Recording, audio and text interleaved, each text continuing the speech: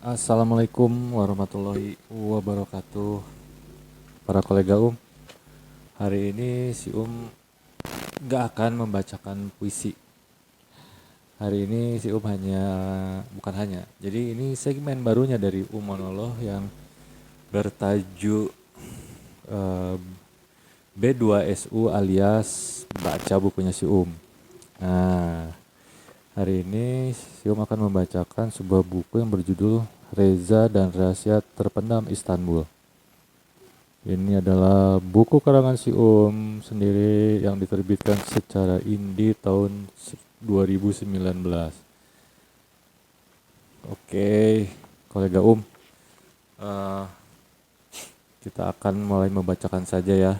Ya ini untuk eh, apa ya teman vlog untuk kalian santai lagi sebelum tidur lagi butuh cerita ya kalian tinggal tekan saja agar eh, video Zoom ini menemani kalian. Oke, eh, kita akan mulai ya, para kolega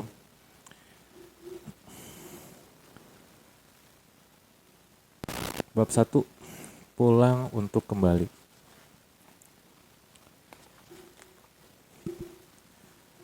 Setelah lulus kuliah dari Fakultas Sejarah Universitas Bogasiji Istanbul, aku putuskan untuk kembali ke Indonesia.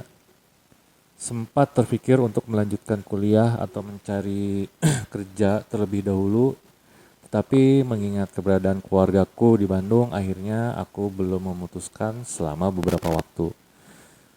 Dua ransel cukup penuh sudah terisi oleh barang-barang milikku. Sementara barang pecah belah banyak yang aku berikan pada Nyonya Hadijah pemilik flat ini. Apa sudah masuk semua ke dalam tasmu? Tanya Nyonya Hadijah. Sudah Nyonya. Nyonya Hadijah adalah pemilik flat ini. Nyonya Hadijah tersenyum lalu memberikan sebuah bungkusan. Ini oleh-oleh untuk orang tuamu. Aku harap mereka berkenan dengan oleh-oleh kecilku. Aku berterima kasih sambil mengatakan bahwa ayahku pasti akan sangat senang sekali dengan Turkish Delight dari Haji Bekir ini. Toko Haji Bekir adalah salah satu toko Turkish Delight yang terkenal di Istanbul.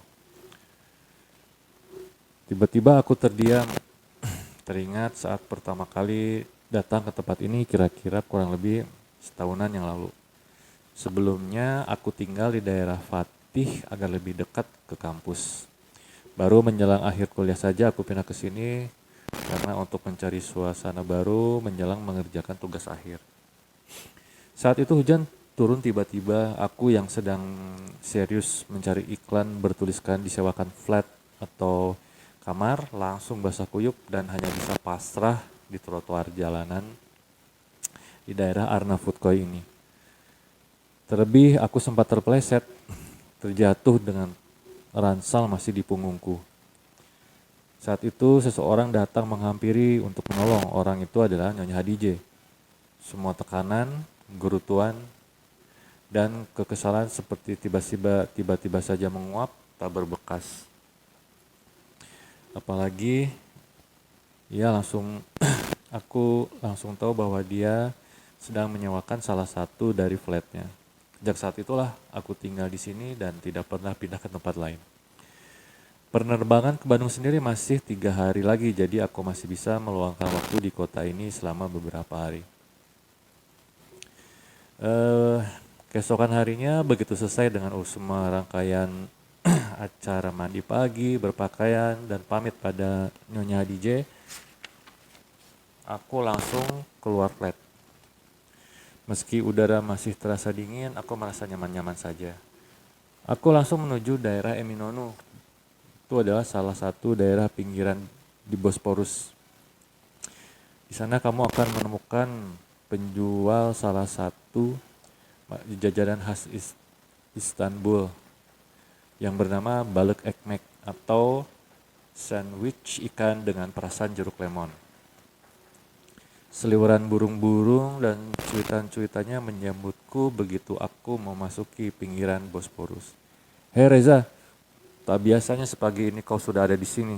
Aku tersenyum mendengar perkataan Emre, si penjual balik ekmek langgananku. Aku pun duduk di salah satu kursi hitam yang tersedia di dekat pagar pembatas. Sementara perahu Emre bergoyang-goyang di atas perairan Bosporus. Aku pun segera memesan seporsi balok ekmek. Kamu mau pergi kemana sepagi ini, tanya Emre. Aku tak langsung menjawab. Sekilas aku pandangi suasana sekitar. Rasanya aku akan sangat merindukan tempat ini. Tampak Emre menatapku sambil mengerjakan pesananku. Apa maksudmu? Aku akan kembali ke Indonesia beberapa hari lagi. Emre terdiam. Ya Allah, entah aku harus sedih atau senang mendengarnya, sahutnya. Aku tersenyum saja. Emre berusia sekitar 30 tahunan. Wajahnya cukup tampan dengan janggut tipis di sekitar bagian rahang maupun dagu. Menurutku balik ekmeknya adalah yang paling enak di antara para penjual balik ekmek yang ada di sekitar ini. Ya, itu adalah pilihanmu. Lagi pula Istanbul akan selalu sedia dan setia menunggumu di sini, kata Emre. Kami berdua terkekeh. Kami pun segera mengobrol ngalor ngidul di dekat perahu Emre yang bergoyang-goyang seirama dengan irama perairan Bosporus. Begitu selesai, aku ulurkan uang untuk membayar. Tapi Emre menampiknya. Tak perlu begitu, katanya. Loh, maksudmu? Tadi itu hadiahku untukmu. Terlebih, kau adalah salah satu pelanggan setiaku. Aku tersenyum dan berterima kasih, lalu meneruskan perjalananku kembali.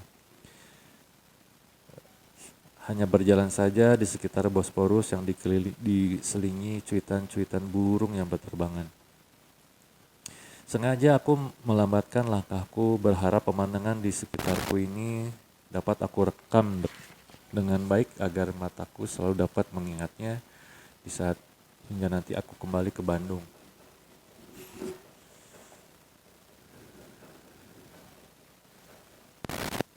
Tampak perahu-perahu dari berbagai macam ukuran dan bentuk sedang mengapung dan bergerak di atas selat Tanjung Mas. Aneh, aku tak lahir dan besar di sini, tapi aku sepertinya sangat mencintai kota ini. Diam-diam aku berdoa dalam hati, berharap suatu saat nanti aku bisa berkunjung lagi ke Istanbul. Mudah-mudahan suatu saat nanti. Dan akhirnya disinilah aku sekarang, di Bandung, kota kelahiran dan kota tempat aku hidup sebelum kuliah di Turki. Setelah perjalanan cukup panjang, akhirnya aku sampai juga. Aku langsung dijemput ayah dan ibu di bandara. Dengan disupiri oleh adik ayah, Paman Syarif, kami berempat pun menuju Bandung. Sepanjang perjalanan dengan antusias mereka mendengarkan ceritaku. Oh ya, ayah begitu sumringah saat menerima Turkish Delight Haji Bekir. Ia hanya membaginya sedikit saja pada kami bertiga. Tak lupa ia pun mewanti-wanti bahwa tak ada seorang pun yang boleh menyentuhnya. Akhirnya kami pun sampai di rumah. Suasananya hampir sama seperti saat aku tinggalkan lebih dari 4 tahunan yang lalu.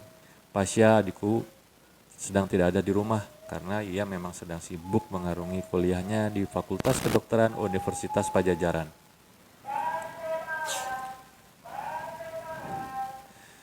Kamu istirahat sana, jangan dulu pergi-pergi, kata ibu. Aku terkekeh, aku pun langsung menuju kamar. Kamarku pun masih tetap seperti dulu, tak banyak berubah. Terdengar suara ibu dari luar yang mengatakan bahwa aku sah dibuatkannya secangkir teh hangat. Iya bu, terima kasih, taruh di meja saja dulu, Reza mau tiduran sebentar. Aku sudah berencana besok akan langsung berkeliling kota dengan meminjam motor Vespa klasik tahun 60 milik adikku. Setelah itu, aku pun langsung pulas tertidur di kamar. Keesokan harinya, pagi-pagi sekali sebelum Pasya berangkat ke kampus, aku langsung mencarinya untuk meminjam motor. Mau kemana mas? Tanya Pasya. Jalan-jalan, kangen nih. Sudah lama ingin melihat Bandung. Sebenarnya Pasya memiliki dua motor. Satu lagi adalah Vespa LX biru yang terbaru. Tentu saja motor barunya itu lebih keren, tapi berkeliling kota dengan Vespa klasik sensasinya lebih mengasyikan. FYI, motor Vespa berwarna coklat muda itu dulunya sebenarnya adalah milikku yang aku wariskan kepada Pasha sebelum aku berangkat ke Istanbul. Mengenang masa muda ya mas, kata Pasha kepadaku. Aku tersenyum saja mendengar perkataannya. Mau kemana? Si Res pagi-pagi sudah siap pergi, tanya ibu. Mau jalan-jalan bu, kangen Bandung. Mencurigakan, saut ibu. Kangen sama Bandung kok mencurigakan sih, tanyaku. Ibu hanya tersenyum lalu berjalan ke arah dapur. Tampak ayahku keluar dari kamar. Masih diare ya?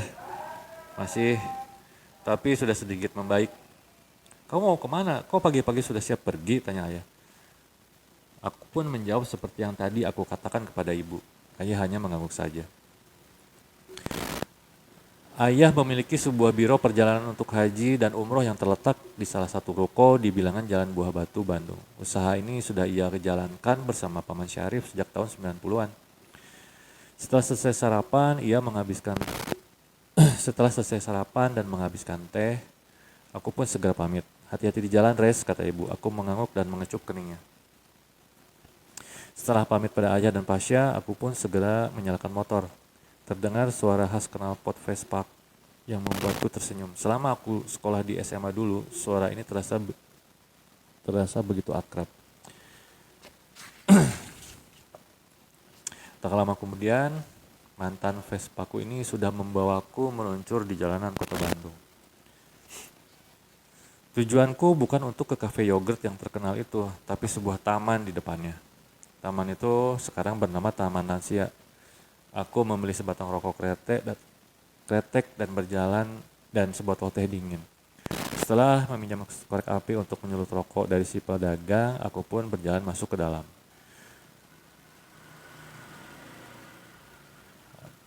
Dulu taman ini termasuk satu dari sedikit taman yang paling indah di Bandung. Sebelum booming taman yang digagas oleh sang wali kota, Bapak Ridwan Kamil. Aku pun duduk di salah satu bangku yang tersedia di dekat jembatan kecil yang ada di situ.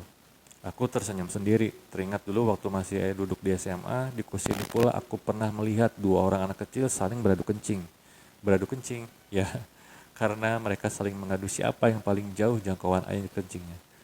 Aku menahan senyum karena aku tak pernah melihat yang seperti itu di Istanbul. Aku merokok saja sambil menikmati teh dinginku. Terdengar suara-suara di belakangku. Aku pun menoleh, ternyata itu sekumpulan anak SMA yang sedang bermain basket. Aku membaca di grup WhatsApp teman-teman SMA bahwa setelah lulus kuliah,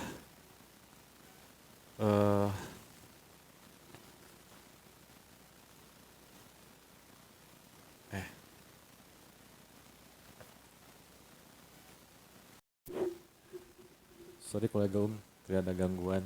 Kita lanjut.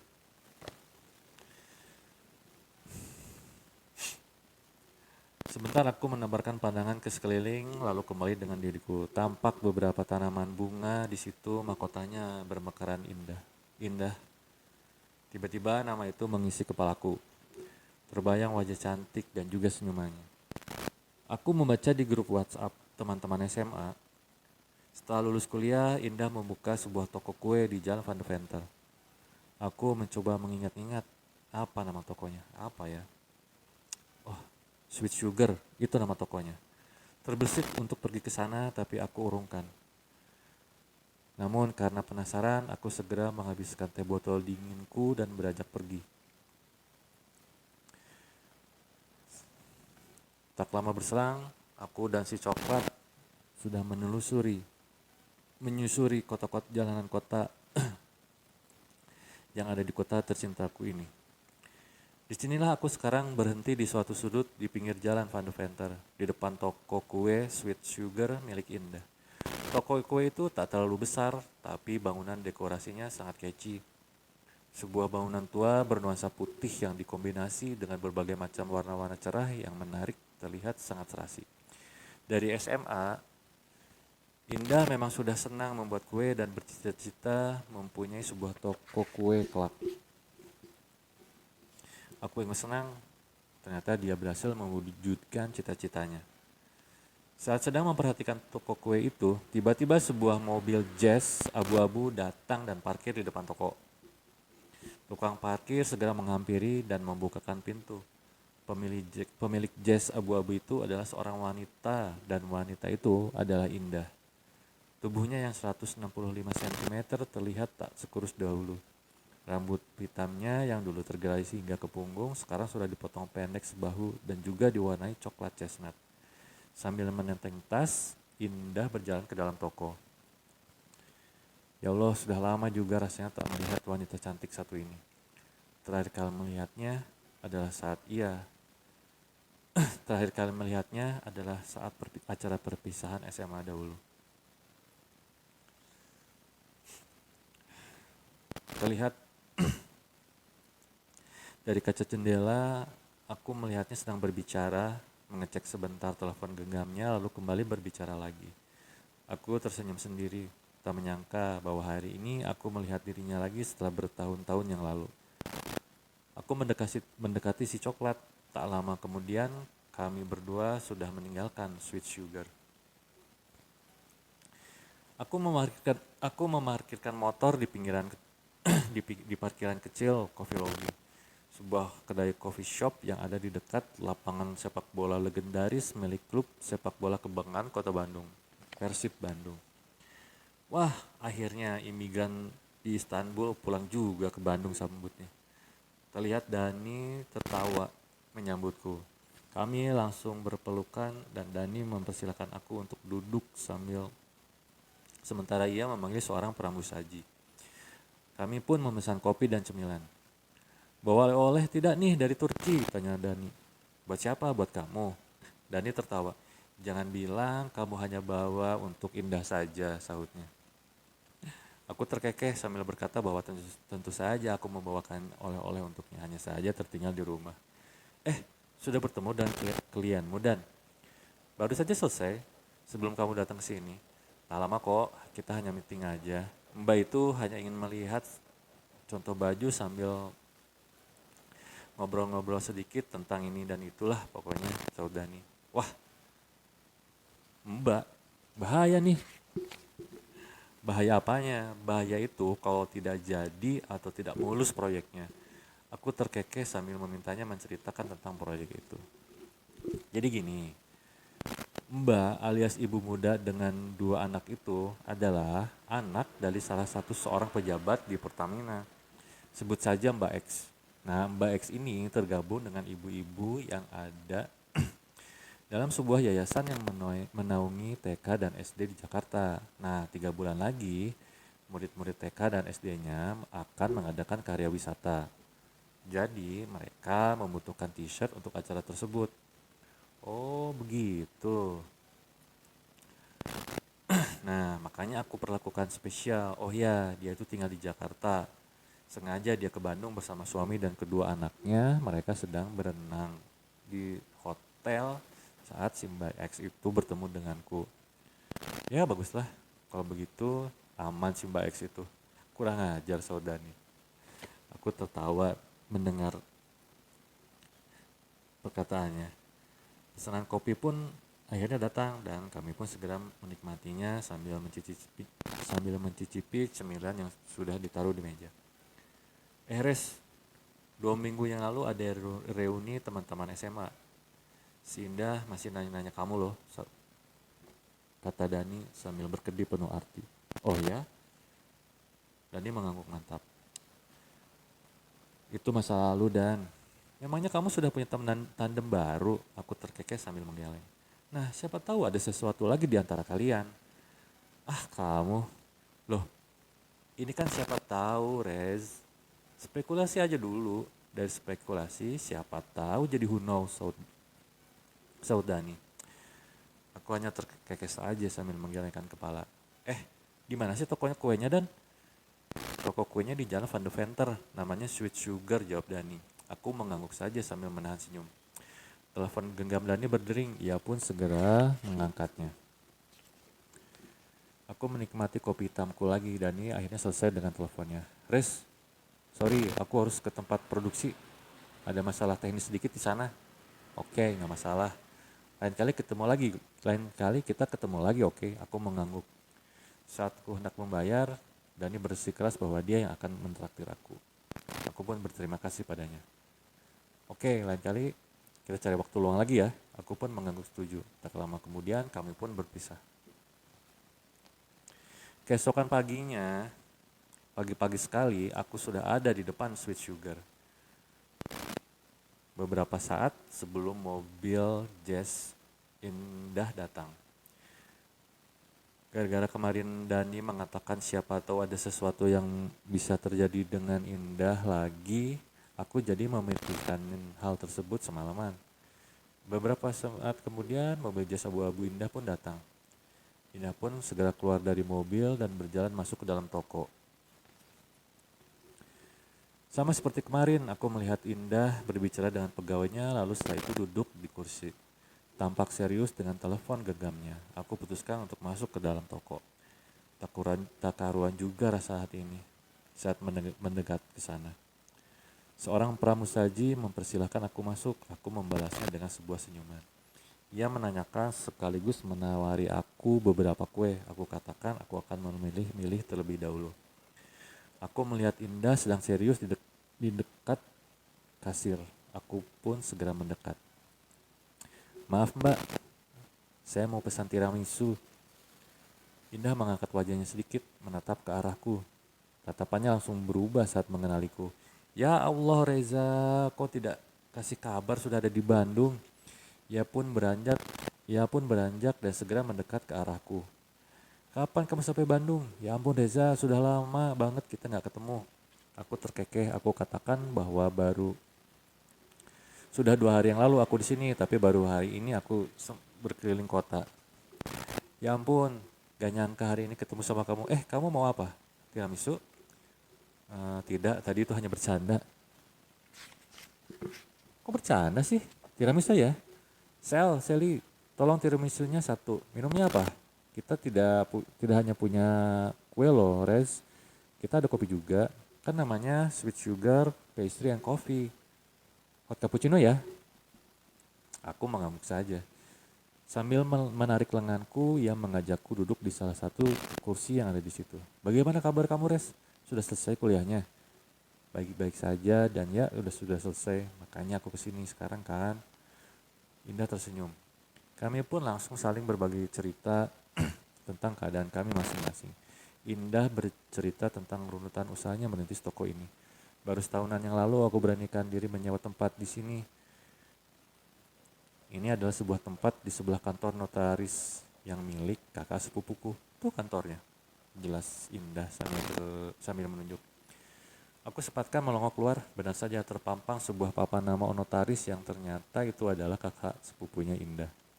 Indah menambahkan bahwa kakak sepupunya sengaja menyewakan pada dirinya karena Sweet Sugar selain menjual kue juga menjual kopi.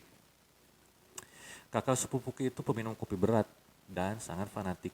Jadi kata dia kalau sedang ingin minum kopi, ia tak perlu jauh-jauh mencarinya. Ya ampun, itu alasannya. Tapi keren juga sih. Strategi kakak sepupumu itu, sambil menyelam minum kopi. Indah terkekeh mendengar peribahasa ngawurku. Kemudian datang seorang pramusaji yang membawakan tiramisu dan 2 gelas cappuccino panas untuk kami berdua. Lalu bagaimana, apa kamu akan mencari kerja di Bandung? Tanya Indah. Aku katakan bahwa saat ini aku belum tahu apa langkah aku berikutnya. Aku katakan saja padanya bahwa aku ingin bersantai barang sejenak. Gaya banget sih Res. Pakai ingin santai dulu. Bukan gitu In. Karena selama aku kuliah di sana, aku nggak pernah berleha-leha. Bukan karena aku sok pintar dan rajin ya. Aku kan di sana itu hidup berkat beasiswa. Ada sih kiriman dari orang tua, tapi tetap aku tak bisa seenaknya kan. Nah, karena alasan itu, aku berusaha untuk tetap serius dalam setiap pelajaran. Pokoknya aku selalu berpikiran harus selesai kuliah sesuai waktunya. Alhamdulillah, aku berhasil selesai dengan ngaret juga sih sedikit. Kami sama-sama terkekeh. Setelah lulus kemarin, aku seperti merasa baru saja terlepas dari beban yang sangat luar biasa berat. Makanya aku sekarang ingin bersantai dulu sebentar. Oh gitu, ya juga sih wajar kalau gitu, saut Indah. Makanya wajar kan, kami pun terkekeh bersamaan. Aku membuka pintu loteng kamarku. Di sana aku menikmati udara malam yang hangat. Udara Bandung semakin panas saja pikirku. Di kejauhan terlihat sebuah bangunan tinggi apartemen yang menjulang. Terdengar sebuah pesan baru masuk di WhatsApp. Aku segera memeriksanya. Itu dari Indah. Dia menanyakan sedang apa aku sekarang.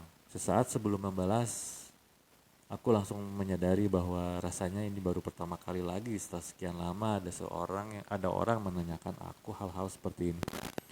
Aku tersenyum sendiri lalu segera membalas pesannya.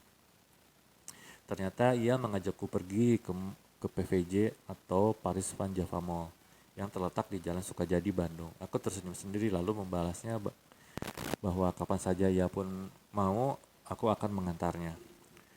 Setelah balasan dari aku itu, langsung saja Indah menelponku. Halo, Res, kapan kita jalan ke PVJ? Kan tadi aku udah bilang, terserah kamu aja, In. Besok gimana? Boleh. Kok gak semangat gitu sih? Loh, aku jawabnya harus gimana? Di sana terdengar Indah tertawa. Ya udah besok ya, kita ke PVJ, oke? Oke. Ketemu besok, aku tunggu di toko ya. Iya.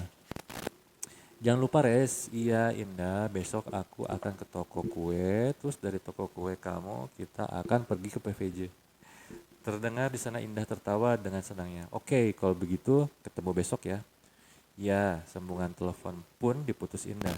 Begitu selesai, aku pandangi layar telepon genggamku, lalu tersenyum sendiri.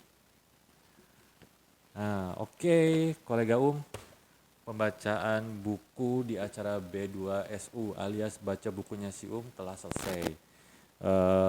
Mudah-mudahan insya Allah si bisa membacakannya pada edisi berikutnya dan insya Allah dan semoga para kolega juga berkenan terbersit untuk mengikuti pembacaan buku si yang berjudul Reza dan Rahasia Terpendam Istanbul ini. Tentang apa sih? Nah, ikutin terus biar kalian tahu ceritanya kayak gimana. Seru nggak? Ya lumayan lah. Asik nggak? Ya lumayan lah buat minimal bisa jadi pengantar kalian momen santai kalian atau pengantar tidur kalian. Lumayan seru lah ceritanya, misteri-misteri gitu. Nah, oke, kolega nanti di kali lain insya Allah si akan melanjutkan pembacaan buku ini di sesi B2SU ini, oke. Nah, terima kasih yang sudah menonton. Terima kasih yang udah nge-like kanal Umonolo, yang udah ngasih komen, yang udah subscribe. Si ucapkan banyak terima kasih. Kalian sangat menyenangkan. Oke, kolega bertemu di lain waktu, di lain episode. Semoga kalian di sana dimanapun berada tetap sehat ya. Assalamualaikum warahmatullahi wabarakatuh.